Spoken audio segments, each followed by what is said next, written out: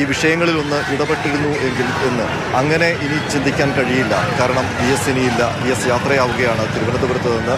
ആ വിപ്ലവ സൂര്യൻ അസ്തമിച്ചാലും അദ്ദേഹം പൊന്നരിവാൾ അമ്പിളിയുള്ള ആകാശത്ത് അഗ്നിനക്ഷത്രമായി ഉജ്ജ്വലമായി ശോഭിക്കുക തന്നെ ചെയ്യും. ആ പ്രസ്ഥാനത്തിൻ്റെ വരും തലമുറകൾക്ക് വലിയ മാർഗ വെളിച്ചമായി അദ്ദേഹം നിലനിൽക്കുകയും ചെയ്യും. അങ്ങനെ ഒരു പ്രതീക്ഷയാണ് ഈ ഉള്ളൂരിൽ ഈ ജനസഞ്ചയങ്ങൾ ഇങ്ങനെ കൂടി നിൽക്കാനുള്ള കാരണം. ഞാനിപ്പോൾ സെക്രട്ടേറിയറ്റ് മുതൽ ഉള്ളൂരിൽ വരെ എത്തിയ ഒരു യാത്ര.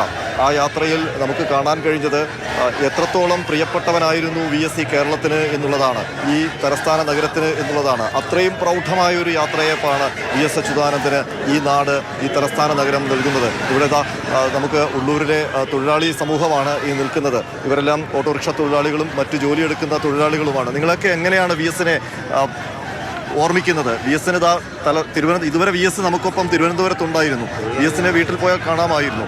പക്ഷേ ഇനി VS ഇല്ല. ഇനി ഒരിക്കലും തിരിച്ചു വരില്ല തിരുവനന്തപുരത്തേക്ക്. അദ്ദേഹം ജന്മനാടായ ആലപ്പുഴയിലേക്ക് പോവുകയാണ്. എങ്ങനെയാണ് നിങ്ങൾ VS ഓർക്കുന്നത്? ഇത് ജനനായകനാണ്, ജനങ്ങളുടെ കണ്ണിലുള്ളിയാണ്. ഇനി VS കണക്കൊരു നേതാവ് വന്നിട്ടുമില്ല, ഇനി വരാനും പോകുന്നില്ല. ഇപ്പോൾ പാവങ്ങളുടെ പടത്തലവനാണ്. അതിൽ നമുക്ക് എല്ലാവർക്കും ദുഃഖമുണ്ട്. നമ്മളതിനെ എന്നും നമ്മുടെ മനസ്സിൽ കാണും. എന്നും സദാ നമ്മുടെ മനസ്സിൽ കാണും. നിങ്ങളെ ഈ തൊഴിലാളികൾക്ക് എങ്ങനെയായിരുന്നു VS എങ്ങനെയായിരുന്നു തൊഴിലാളികളുടെ പടത്തലവനല്ലേ? പടത്തലവൻ, പിന്നെ അതിനപ്പുറം വേറെ ഒന്നുമില്ല. ഇനി പടത്തലവൻ തന്നെയാണ്. ഇപ്പോൾ ഉള്ളൂരില് വലിയ ജനക്കൂട്ടം കേശവദാസപുരത്ത്, ഇതിന് തൊട്ടു മുൻപ് കേശവദാസപുരമാണ്. പട്ടത്ത് നിന്ന് പുറപ്പെട്ട വിലാപയാത്ര കേശവദാസപുരത്ത് നിന്ന് കേശവദാസപുരത്തേക്കാണ് എത്തേണ്ടത്. അവിടെ നിന്ന് ഇനി ഉള്ളൂരിലേക്കാണ് വരേണ്ടത്. ഉള്ളൂരിൽ വലിയ ജനക്കൂട്ടം VS അന്ത്യോപചാരം അർപ്പിക്കാൻ സ്ത്രീകളും കുട്ടികളും ഒക്കെ ഇവിടെയും ഉണ്ട്, കാത്തു നിൽക്കുന്നുണ്ട്. ഇനി എപ്പോൾ ഈ നഗരത്തിൽ നിന്ന് ആ വിലാപയാത്ര പുറത്ത് ഹൈവേയിലേക്ക് എത്തും എന്നുള്ള കാര്യത്തിൽ ഒരു പിടിയുമില്ല. 2 മണിക്കായിരുന്നു ആ വിലാപയാത്രയുടെ ആരംഭം തീരുമാനിച്ചിരുന്നത്. പക്ഷേ അതൊക്കെ വൈകി.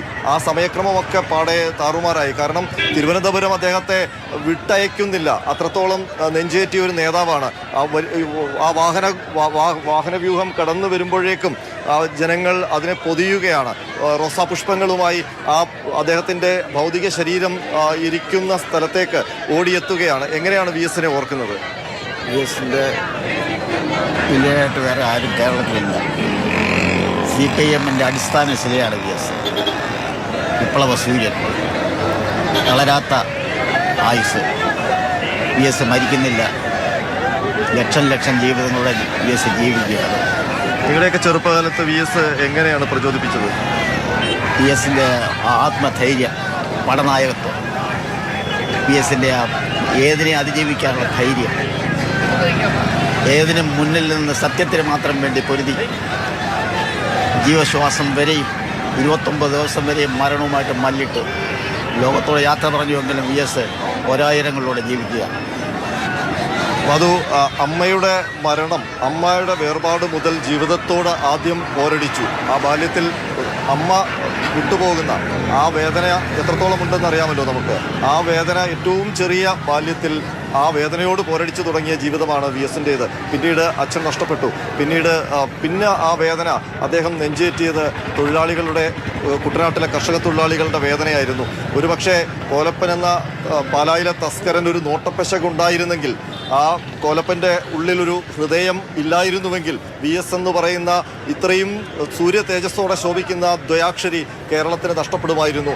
ഒരുപക്ഷെ അന്ന് കോലപ്പൻ ആ മർദ്ദനമേറ്റ് അവശനായി കിടന്ന ആ ശരീരത്തിലൊരു ജീവന്റെ തുടിപ്പ് കണ്ടെത്തിയില്ലായിരുന്നുവെങ്കിൽ ഈരാറ്റുപേട്ടയിലെ ഒരു കുറ്റിക്കാട്ടിൽ പുന്നപ്ര വയലാറിന്റെ രക്തസാക്ഷി എന്ന നിലയിലേക്ക് VS മാറുമായിരുന്നു. പക്ഷേ VS ബാക്കി വെച്ചു കോലപ്പൻ്റെ ആ ശ്രദ്ധ. അതുകൊണ്ട് VS ആവശ്യമായിരുന്നു ഈ കേരളത്തിന്. അതുകൊണ്ട് തന്നെയാണ് ഈ ജനസഞ്ചയം ഇങ്ങനെ VS കാത്തു നിൽക്കുന്നത്.